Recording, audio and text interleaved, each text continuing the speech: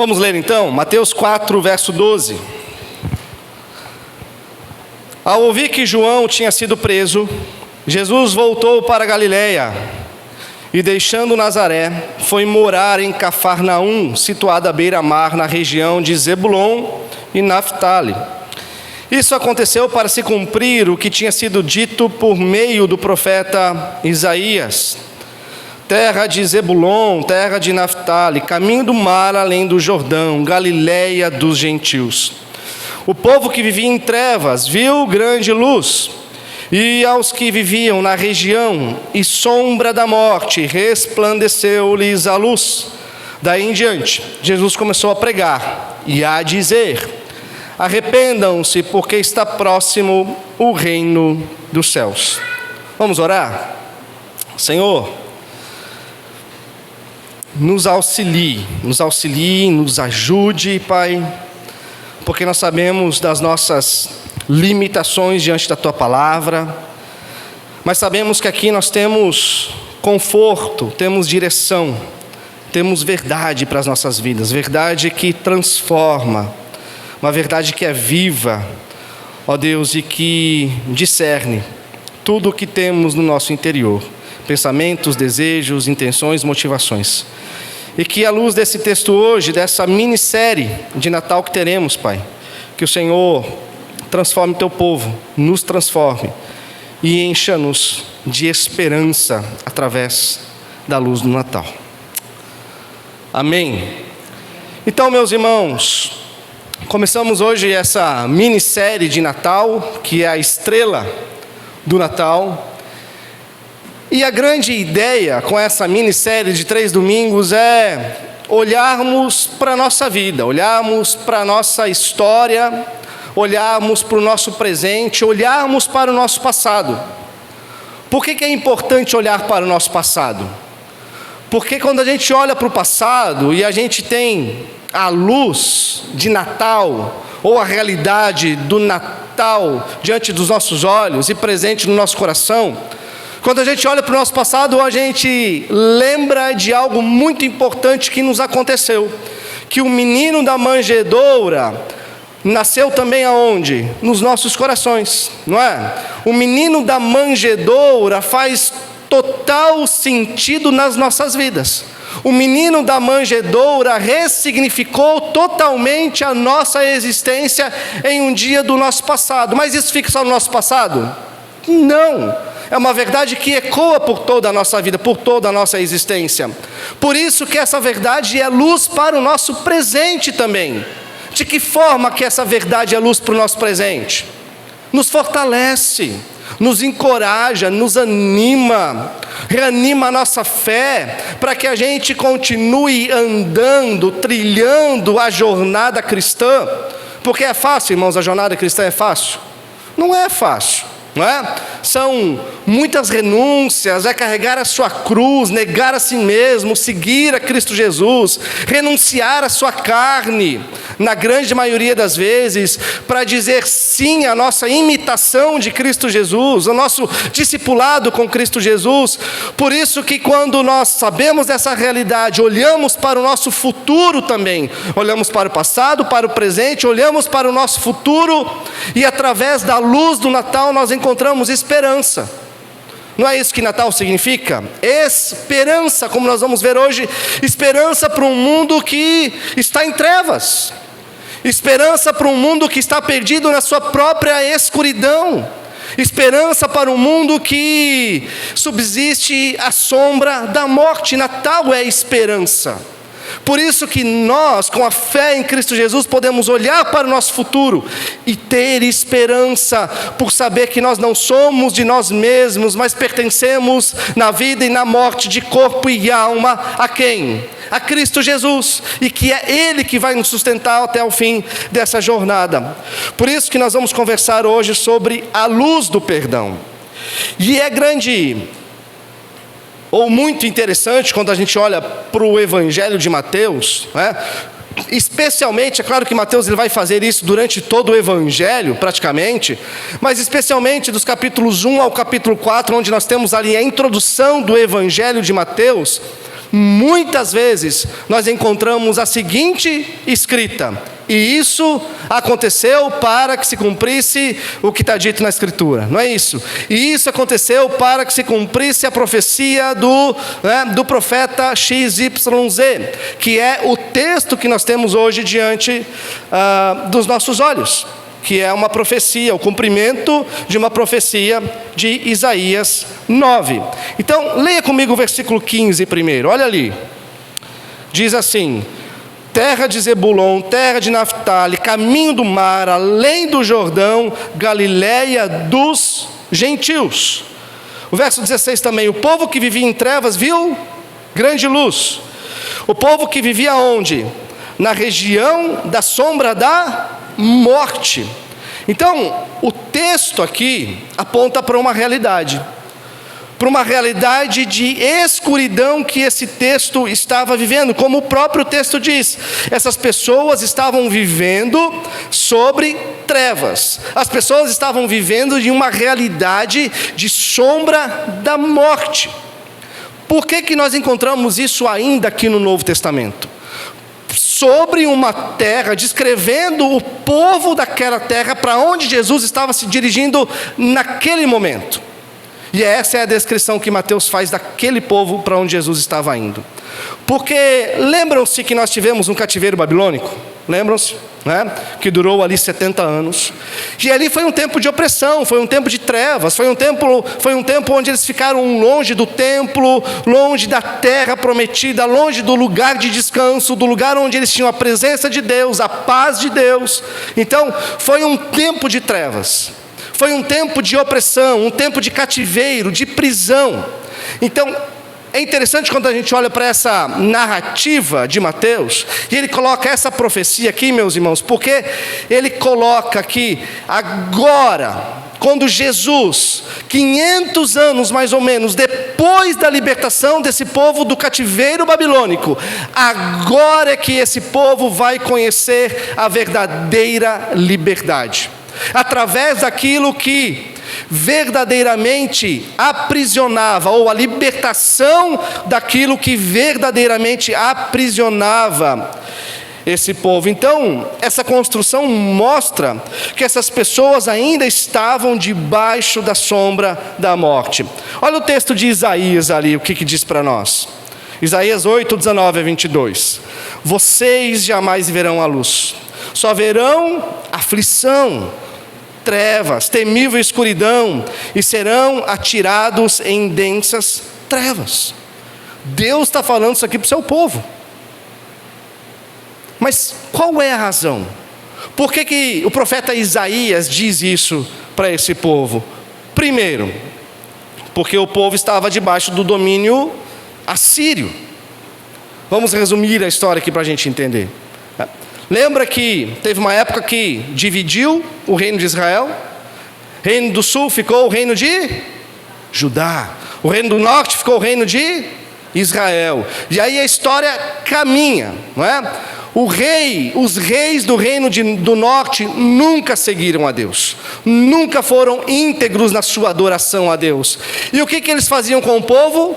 Levavam o povo todo no mesmo caminho de idolatria, não é? De uma adoração que não era conforme a palavra de Deus, de valores e princípios mais arraigados nas culturas daqueles povos pagãos que estavam lá, do que realmente em valores e princípios do Deus que tirou eles lá do cativeiro egípcio. Então, Deus sempre falava que se eles não seguissem os princípios e valores da palavra, o que aconteceria com o seu povo? Ele castigaria. E o reino do norte, por nunca seguir, sempre andar longe dos caminhos do Senhor, Deus levantou o povo assírio para que invadisse o reino do norte e destruísse totalmente o reino do norte. E foi isso que aconteceu. Só que diante dessa opressão dos assírios, que poderia talvez ser uma oportunidade de arrependimento, e aquele povo se quebrantar, como acontecia no tempo dos juízes, e voltar a buscar a Deus em arrependimento, o que eles foram fazer? Aí sim que eles aumentaram a adoração a falsos deuses. E não só isso, eles também foram procurar ajuda, orientação em médiuns, para ver o que os mortos poderiam falar a eles, para que eles pudessem sair daquela situação do Império Assírio. Então, em uma situação que já era difícil, fica ainda pior, porque o povo se desvia ainda mais da palavra de Deus. E a consequência é esse texto de Isaías, falando para o povo: vocês serão lançados nas mais densas trevas, em temível escuridão. Mas nós temos o texto de 2 Reis 17:33, e ali nós temos a narrativa do que aconteceu. E é interessante como aquele povo ficou, e do porquê eles estavam em trevas. Olha ali, aquilo que eu acabei de falar. E assim eles adoravam o Senhor, e ao mesmo tempo serviam seus próprios deuses, segundo o costume das nações, do meio das quais tinham sido trazidos. Ou seja, diante da opressão, eles se desviaram ainda mais da palavra de Deus. Diante da opressão, eles foram buscar ainda mais outros deuses. E algo que era interessante é que os assírios, eles tinham uma política diferente das outras nações. Porque a Babilônia, por exemplo, a Babilônia veio e levou todo o povo cativo para a terra da Babilônia. E lá eles ficaram durante 70 anos, até surgir o rei Ciro, o reino da Pérsia, e libertar esse povo para que eles voltassem para Judá. Mas os assírios faziam diferente com as nações conquistadas. Eles invadiam, destruíam tudo, levavam esse povo para o cativeiro assírio, e aí depois de um tempo eles devolviam esse povo para a sua terra. Só que eles forçavam as mulheres e os homens desse povo conquistado a se relacionarem com homens e mulheres de outros povos, para que assim criasse um povo misto. E assim esse povo não teria mais como ser puro, ele perderia a sua identidade. Então, de onde surgiram os samaritanos? Da devolução dos assírios, quando devolvem o povo para sua terra, e eles se misturam com outros povos que tinham lá. Não é à toa, é um povo totalmente miscigenado, sem uma identidade judaica. Por isso que os judeus odiavam tanto os samaritanos, porque eles não eram mais judeus puros, mas misturado. E aqui então, meus irmãos, a gente encontra a verdadeira razão para a escuridão daquelas pessoas. Qual que é? O coração daquelas pessoas estavam dividido com relação ao Senhor. Eles adoravam ao Deus de Israel, prestavam culto ao Deus de Israel, mas em outros momentos eles também adoravam outros deuses. Em outros momentos eles não achavam errado procurar os médiuns, por exemplo, para ver o que os mortos poderiam falar para eles. Em outros momentos eles não achavam ruim consultar o signo do dia para ver qual é a cor da roupa, não é? Com que eles teriam que sair naquele dia. Então a razão da escuridão, meus irmãos, perceba, não é apenas quando nós andamos por caminhos tortuosos, porque é muito fácil a gente encontrar alguém que, sei lá, é viciado em bebida, que está viciado em coisas ruins, alguém que está assim explicitamente vivendo uma vida contrária aos valores da palavra de Deus, e você diz: nossa, essa vida realmente está em trevas. Mas olha que interessante, a Bíblia apresenta para nós que pessoas que também têm o seu coração dividido, que adora a Deus, mas adora outras coisas. Domingo eu adoro a Deus aqui no templo, junto com os crentes, junto com os cristãos, mas de segunda a sábado eu adoro outros deuses. Então pessoas assim têm o coração dividido e também estão em trevas. E esse é um risco que nós corremos. Por quê? A nossa cultura é cheia de deuses. A nossa cultura, meus irmãos, é permeada de ídolos, de falsos deuses. E a nossa cultura, ela o tempo todo quer que a gente fique sufocado por esses deuses e que a gente também adore esses falsos deuses que elas nos oferecem. Isso não tem necessariamente a ver com você ir em algum tipo de outro templo, de uma outra religião e se dobrar aos deuses que estão lá. Não, mas isso tem a ver com o seu dia a dia. Quais são os princípios e valores que te regem no seu trabalho, como funcionário, como chefe? Quais são os princípios que te regem? Quais são os princípios e valores que estão em todas as suas tomadas de decisão? Como pai, como mãe, como esposa, como marido, como filho, quais são os princípios e valores que norteiam todas as suas decisões? Em todos esses papéis que todos nós realizamos durante o nosso dia a dia, durante a semana. Porque muitas vezes a gente pode abraçar facilmente os valores da nossa cultura. Quando? Quando eu levo algum tipo de vantagem. Quando eu tenho algum tipo de benefício. Então eu abro mão, mesmo que por um pequeno instante. Mesmo que ninguém vai ficar sabendo, ninguém vai ver. Eu estou aqui no meu trabalho, o irmão não vai ver, a irmã não vai ver, o pastor muito menos. Então, eu vou levar só um tiquinho de vantagem aqui, eu vou abrir mão e eu vou adorar outros deuses. Os deuses da cultura, os princípios da cultura. Isso é coração dividido. Isso é um coração sendo dominado pelas trevas. Isso é um coração sendo dominado pela escuridão. Então, para a gente perceber, irmãos, o sistema romano lá do primeiro século está ativo hoje ainda. Porque o que Roma falava para os cristãos, por exemplo? Falava isso para todas as outras religiões. Mas o que Roma falava para os cristãos? Olha, vocês querem adorar o Deus de vocês? Vocês querem adorar o Jesus Cristo de vocês? Podem adorar, não tem problema.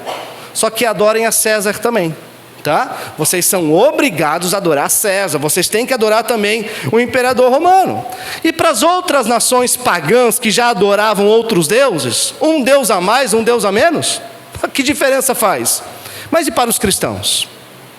Para os cristãos faz toda a diferença, porque o cristianismo é uma religião exclusivista. Nós adoramos a quem, irmãos? A Cristo Jesus.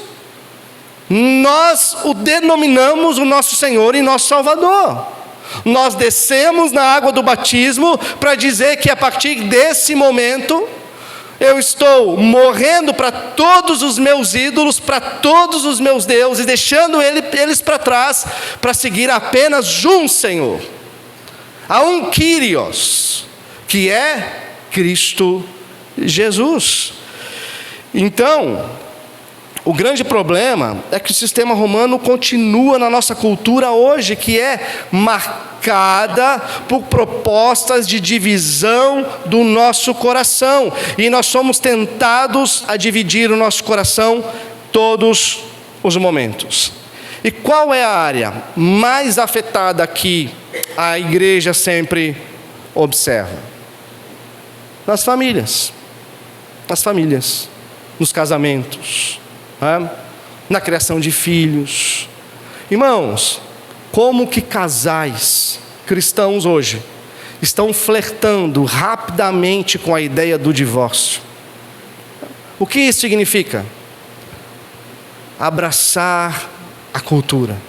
Qual a cultura do reino de Deus? Não, uma cultura mundana, uma cultura entregue às trevas.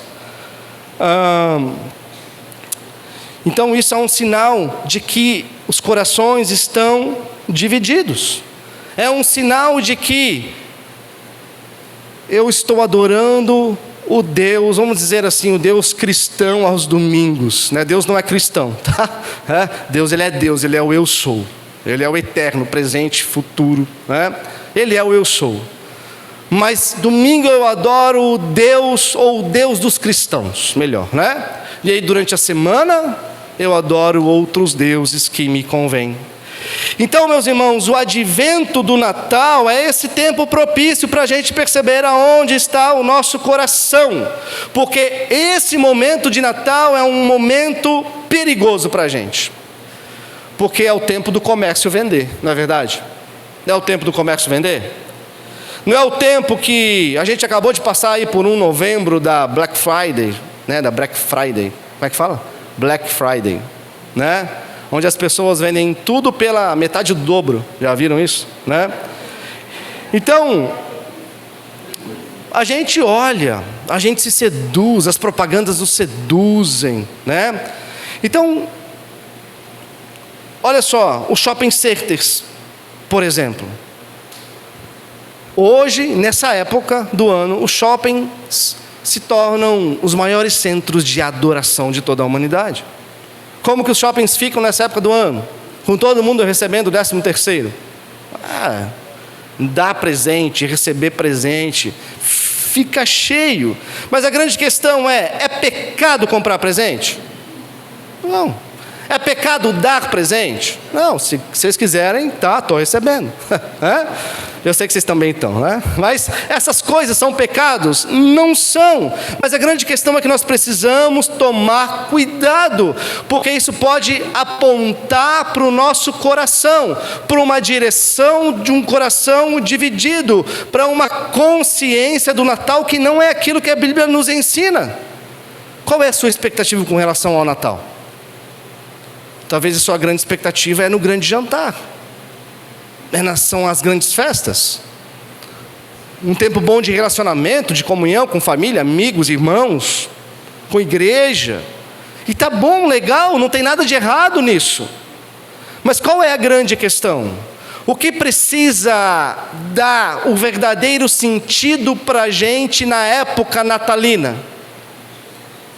Jesus. A palavra encarnada, o Verbo, o Filho de Deus, unigênito, não é? Que nasceu em uma manjedoura, dependeu do cuidado de uma mulher, dependeu do leite dessa mulher, o Deus Todo-Poderoso que se fez mendigo para viver no meio dos mendigos, para salvar os mendigos, né? Dos quais nós fazemos parte. Então é olhar para esse Deus encarnado que deve trazer todo o significado para esse tempo na nossa vida, e não abraçar os deuses da nossa cultura, porque a nossa cultura acende muita luz. Eu até me surpreendo, aqui em Pissarras eu vejo bastante casas com luzes ainda, né? Ali em Blumenau tem a casa mais iluminada do Brasil.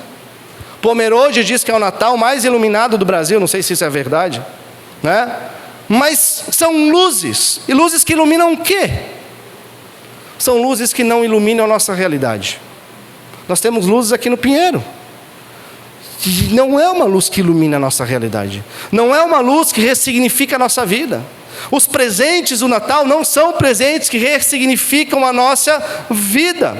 E nós podemos estar aderindo a essa cultura, meus irmãos, que é meramente materialista, consumista, e sem nos dar conta. Então, o Natal celebra não a luz dos pinheiros, mas a luz do mundo, não é? Não celebra os presentes que nós ganharemos, mas o verdadeiro presente que nos foi dado por Deus através do seu Filho Cristo Jesus, que é o quê?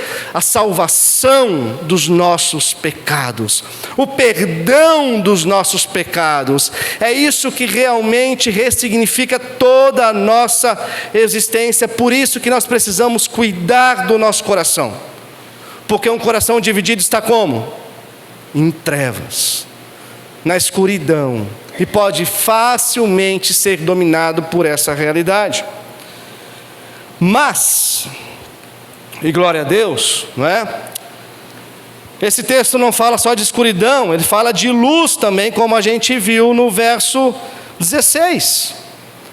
Então antes a gente viu o quê? Um processo de escuridão.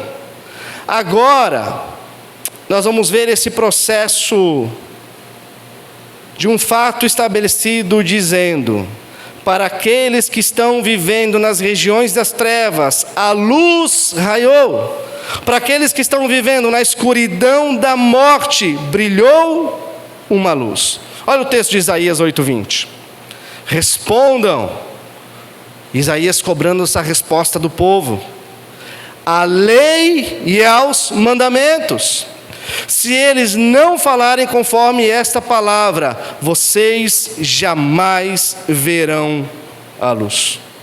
Meus irmãos, qual é a direção que Deus está dando para aquele povo através do profeta Isaías? Para que eles saiam daquela opressão, para que eles saiam daquele possível cativeiro que ainda não era. Qual é a saída que Deus está trazendo para aquele povo?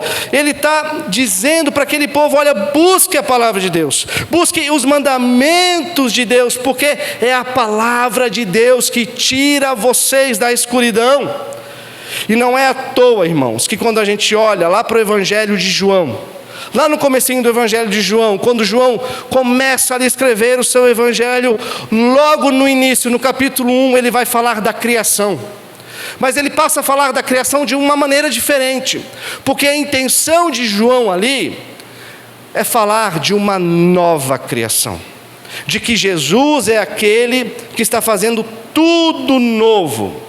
E ele faz essa relação da luz com Jesus, dizendo, como o texto que está ali para a gente. João 1, 4, 5 e 9.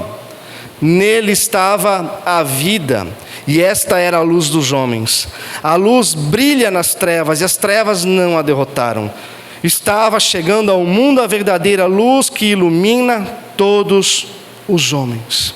Então olha que interessante, porque aquele povo que vivia ali na região de Zebulon e Naftali era um povo totalmente marginalizado.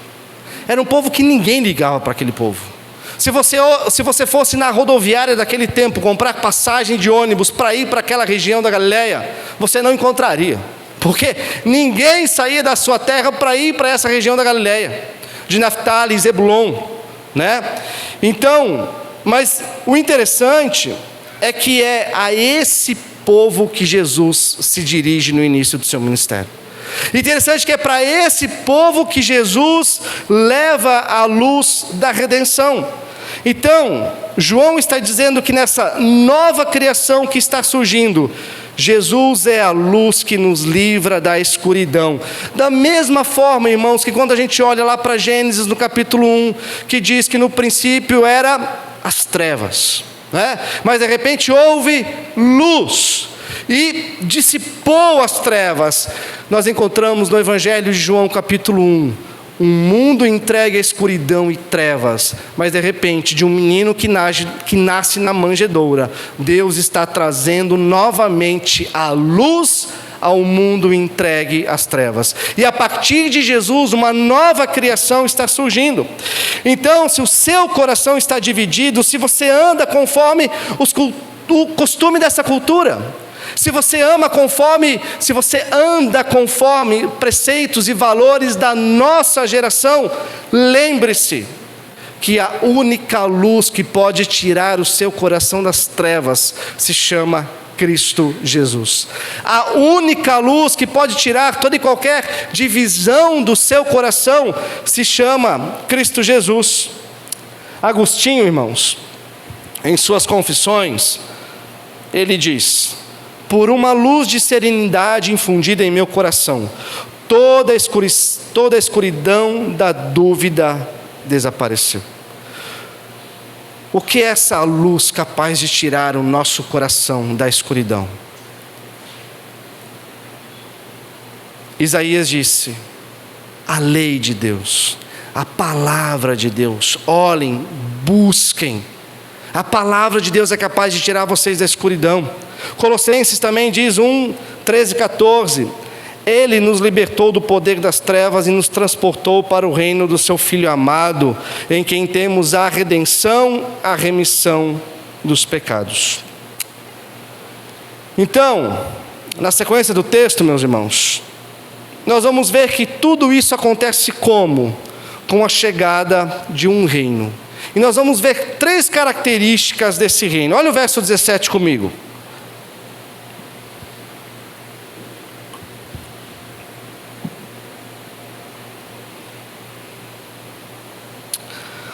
Daí em diante, Jesus começou a pregar e a dizer: arrependam-se, porque está próximo o reino dos céus. Então, qual é a primeira característica? É a mensagem desse reino. E o que é interessante é que o verbo que nós encontramos ali, pregar ou dizer, estão em um tempo verbal que é no infinitivo. O que isso quer dizer? Que aquilo que Jesus comunicou àqueles povos, aquelas pessoas em trevas, naquele momento, em um passado distante, Jesus continua comunicando hoje nos nossos dias. Essa verdade ecoa durante toda a eternidade. Então, o que temos aqui, meus irmãos, é a mensagem do reino de Deus, que foi pregada por Jesus lá, e continua sendo verdadeiro hoje para a gente aqui até o final dessa era. É a mensagem do reino de Deus. A segunda característica, nós temos ali a ordem, que é arrependa-se. Arrependa-se. Sim, não é? Jesus nos chama para uma vida de arrependimento. Lembra a palavra metanoia? Com certeza todos aqui já ouviram, já participaram talvez de um retiro aí com o título metanoia, né? O que quer dizer metanoia? Mudança de mente. Arrependimento é isso. Mudança de mente, nós transformarmos a nossa mente através da renovação pela palavra de Deus. Então, por exemplo, não é você mudar de religião, isso não é arrependimento. Não é você apenas mudar o local de adoração porque você se sentiu bem no meio dos crentes, não é isso. Às vezes você vai conversar com alguém, né? Por que você está aqui hoje? Por que você quer fazer parte da igreja? Por que você quer batizar? O que isso significa? Pastor, eu era católico e hoje eu sou evangélico, né? Eu me senti muito bem no meio desse povo.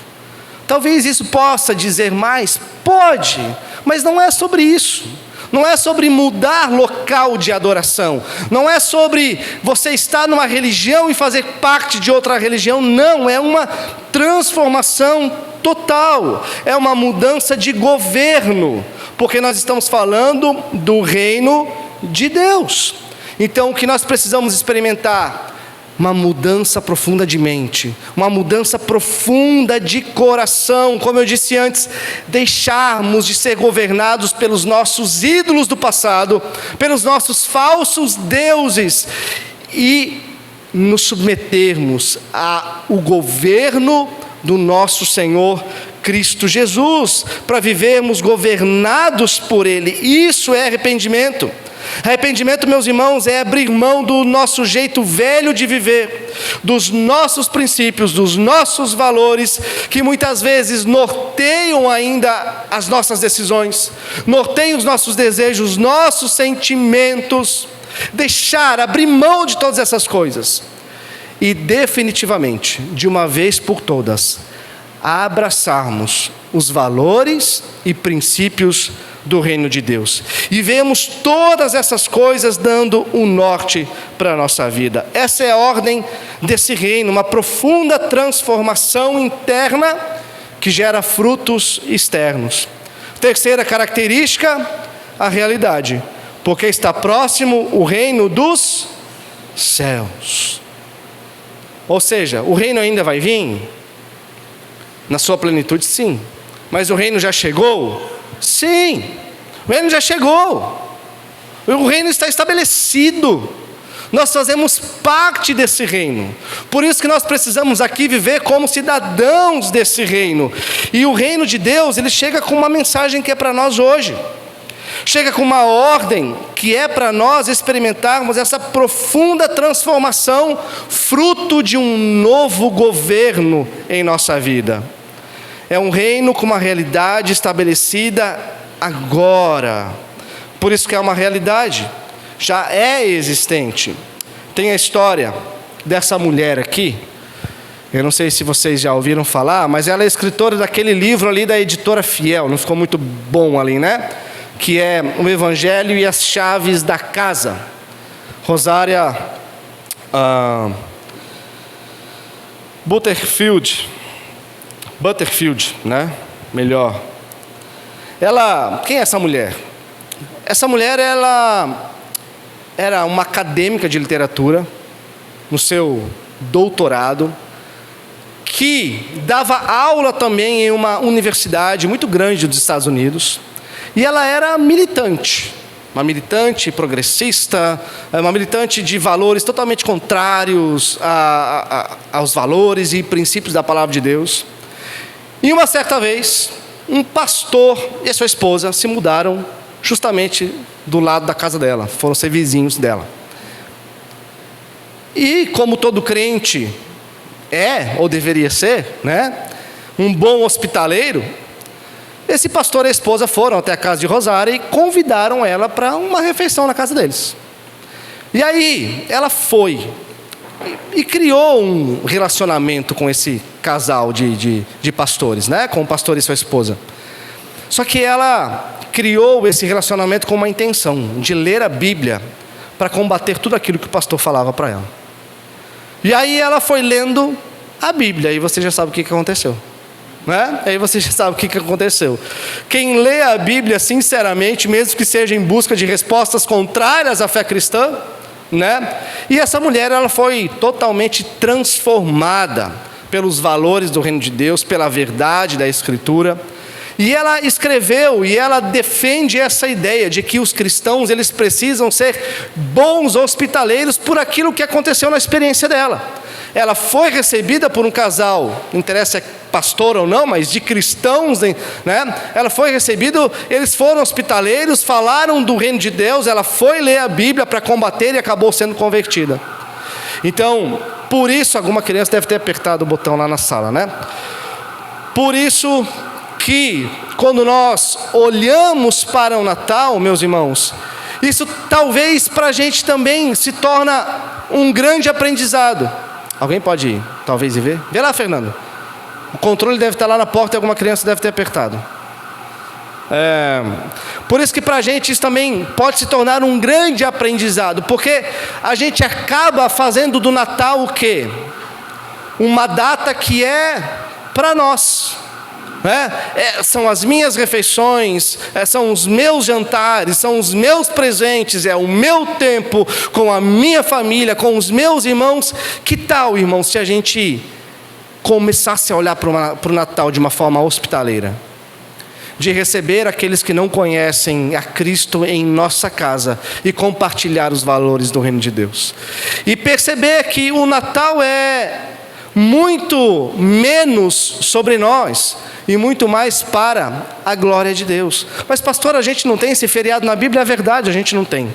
A gente nem sabe que dia que Jesus nasceu. É verdade, muito provavelmente não foi em dezembro, né? Foi ali pela metade do ano, porque dezembro lá é muito frio. Mas nós temos uma oportunidade gerada pela graça de Deus em um feriado mundial de evangelizar, sendo hospitaleiros. Não é verdade? Eu sei que é um grande desafio, mas a vida cristã é um grande desafio, não é, irmãos? Agora, como que a luz ela brilha através do reino que chega? Isso acontece por causa do movimento de Jesus. Olha o verso 12 a 14. Ao ouvir que João tinha sido preso, Jesus voltou para a Galileia e, deixando Nazaré, foi morar em Cafarnaum, situada à beira-mar, na região de Zebulon e Naftali. Isso aconteceu para se cumprir o que tinha sido dito por meio do profeta Isaías. Então, como que a luz desse reino ele chega? Primeiro, do movimento de Jesus, através do movimento de Jesus. Ele ouve acerca da prisão de João Batista, e diz o texto que mais uma vez ele volta para a Galileia. Mas ele não vai mais uma vez a passeio, com a possibilidade de retorno para Nazaré. Ele volta para Nazaré mais uma vez e a gente sabe o que aconteceu. Ele quase foi apedrejado, né? Mas ele vai para a Galileia agora de mudança. Ele vai para morar na Galileia, para uma região que ninguém queria ir. Uma região totalmente assim, menosprezada por todas as pessoas. Então Jesus se move de Nazaré para viver em Cafarnaum. Aonde era o lar de Jesus? Onde era a casa, o lar de Jesus? Nazaré. Ele nasce em Belém, mas mora em Nazaré. Onde ficavam os pais de Jesus? Onde ficava o conforto de Jesus? Onde Jesus tinha a sua profissão? Onde Jesus já tinha sua vida estabelecida? Na cidade de Nazaré. Mas ele vai para Galileia, ele vai para Cafarnaum, uma região nada interessante, desprezada. E ele vai para lá. porque João Batista foi preso. E é interessante que é lá, nessa terra desprezada, que Jesus começa o seu ministério. É nessa terra desprezada, de pessoas desprezadas, de onde Jesus tira todos os seus discípulos. Naquele momento, né? Porque depois um vem ser Paulo. Então Jesus, ele sai de Nazaré, porque ele nunca foi orientado por conforto, não é? Jesus nunca foi orientado por comodidade. Jesus, ele era orientado por propósitos. Jesus era orientado por obediência, né? Porque muitas vezes é esse o nosso sentimento de estar em algum lugar. Eu não quero estar nesse lugar porque esse lugar me faz mal. Mas irmãos, já pensaram que Jesus nos chama das trevas para a luz, não para que a gente esteja onde a gente se sinta bem, mas onde nós somos necessários, né? Então, é um grande papel nosso a ser desempenhado também. Então, Jesus deixa Nazaré, ele vai para Cafarnaum, e o que a gente vê aqui não é apenas o cumprimento de uma profecia, mas aqui a gente passa a ver agora um desencadeamento, um efeito dominó, de várias profecias sendo cumpridas agora, até a morte de Cristo Jesus na cruz do Calvário por nós. Por isso que aquele lugar que Jesus nasceu, irmãos, na sua manjedoura, ela já tinha uma sombra. Qual era a sombra que tinha na manjedoura de Cristo? Qual era a sombra que já tinha na manjedoura daquele bebê que ainda dependia do leite da sua mãe? Era a sombra da cruz. Porque aquele que nasceu não era um simples bebê, era um rei. Mas também não era um simples rei. Através daquele bebê, Deus estava trazendo uma nova criação. Através daquele bebê, Deus começava a fazer novas todas as coisas. Imagina os pastores, imagine os magos diante daquele bebê. Imagine Simeão, aquele homem velhinho no templo, pega Jesus no colo. O Deus encarnado, aquele bebezinho que é a luz do mundo, aquele bebezinho que veio não simplesmente para morrer em nosso lugar, mas para fazer, literalmente fazer nova todas as coisas. Naquele bebezinho onde Deus estava ligando novamente terra e céus, céus e terra, todo o cosmos, toda a criação estava sendo ligada com Deus novamente por causa daquele bebezinho que dependia do leite materno para a sua sobrevivência. Meus irmãos, essa realidade só é possível porque nós temos um Deus de graça, de misericórdia. Essa realidade só é possível porque esse bebê mais tarde iria naquela cruz morrer por nós, para que um dia nós fôssemos perdoados, tirados da escuridão, para que um dia nós fôssemos governados por um novo rei, por um novo governo. E o resultado final, quando a gente olha para Isaías, é o fim da opressão que se abate sobre todos aqueles que vivem com seu coração dividido. Isaías 9,4 diz: porque tu, o Senhor, quebraste o jugo. E esse jugo era pesado, irmãos, era pesado. A vara que lhes feria os ombros, e o cetro do seu opressor. O Senhor quebrou todas essas coisas, como no dia da vitória sobre os midianitas. Meus irmãos, como você tem se aproximado desse Natal? Como que você chega no seu mês de dezembro? É isso que significa advento, né? Essa grande espera. O advento é isso, é uma espera, é uma expectativa de algo novo. Não que vai acontecer algo novo, esse novo já aconteceu, já nasceu, já viveu por nós, já morreu por nós, ressuscitou por nós. Mas nessa data do Natal, nós como cristãos temos a oportunidade de rememorar esse nascimento que é a luz do mundo. e o nosso coração se realinhar com essa realidade, se realinhar com essa verdade do verdadeiro Natal, que veio ao mundo para fazer novas todas as coisas, não simplesmente para nos dar presente, não simplesmente para nos dar grandes banquetes de comida e bebida, mas para ressignificar a nossa existência. Isaías 9, 6-7 diz: porque um menino nos nasceu, um filho se nos deu, o governo está sobre os seus ombros, o seu nome será Maravilhoso Conselheiro, Deus Forte, Pai da Eternidade, olha o reino, Príncipe da Paz. Ele estenderá o seu governo e haverá paz sem fim sobre o trono de Davi e sobre o seu reino, para estabelecer e para o firmar com juízo e com justiça, desde agora e para sempre. O zelo do Senhor dos Exércitos fará isso. O que traz luz para nós, irmãos, é a chegada desse rei, um rei absoluto, com um reino absoluto, com um governo absoluto, que dissipa toda a escuridão, que nos tira da escuridão.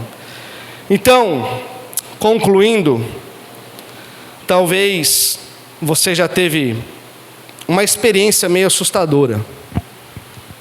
Quem aqui já teve aquela experiência assim de acordar à noite, totalmente perdido? Você acorda à noite assim, perdido, desorientado. O teu quarto está escuro, e de repente você se levanta e você tenta raciocinar: meu Deus, para onde que eu saio? Para onde que eu vou? Onde eu estou? Onde estão os móveis do meu quarto? Você fica desnorteado no meio dessa escuridão. Aí você tenta dar um passo e bate na parede.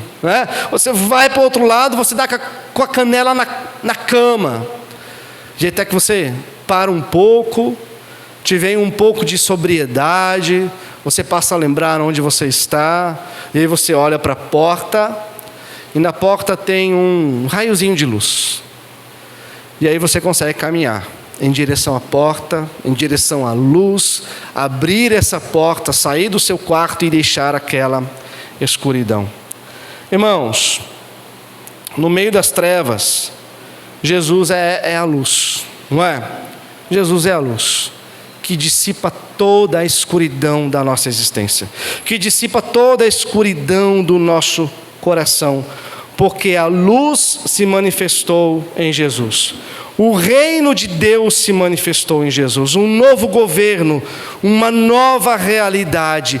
Por isso esse convite, por isso essa convocação para você essa noite. Como você se aproxima desse Natal? Como está seu coração? Quais são as suas expectativas? No que você está alinhado? Quais são os valores que têm te norteado? Teu coração está em trevas? Teu coração está dividido? Olhe para Cristo, tá? Olhe para Cristo. Ele é a verdadeira luz que dissipa as trevas da nossa existência. E eu quero terminar com esse texto de 2 Pedro 1:19. Assim, temos ainda mais segura a palavra profética, e vocês fazem bem em dar atenção a ela, como a uma luz que brilha em lugar escuro, até que o dia clareie, e o quê? A estrela da alva nasce no coração de vocês. Quem é a estrela da alva? Quem é a nossa estrela da manhã, irmãos? Quem é a nossa luz que veio ao mundo, ilumina e dissipa toda a nossa escuridão? É Cristo Jesus. Que o menino da manjedoura, a verdadeira luz que vinda ao mundo ilumina todo homem, esse menino, irmãos, brilhe de uma forma majestosa nos nossos corações. Amém? Que esse menino da manjedoura, com a sua luz, ressignifique toda a nossa existência, traga o verdadeiro sentido daquilo que é o Natal, daquilo que foi o nosso passado, daquilo que é o nosso presente, daquilo que será o nosso futuro. Amém? Você pode se colocar de pé?